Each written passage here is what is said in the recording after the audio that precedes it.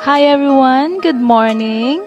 Time check, it's already 6:30 a.m. and muna siyang view every morning, guys. This spot exactly diri jud ko stop by na to take some video or picture kay lami kayo akong dalan paingon sa work like completely, guys, and makita nimo diri ang Mount Talinis. Very well known siya diri sa Negros Oriental.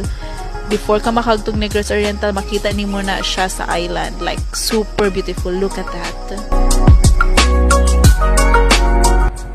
And happy ta sa crossing. Muna siya ang crossing. Turn left ka and then maabot ta ka sa property.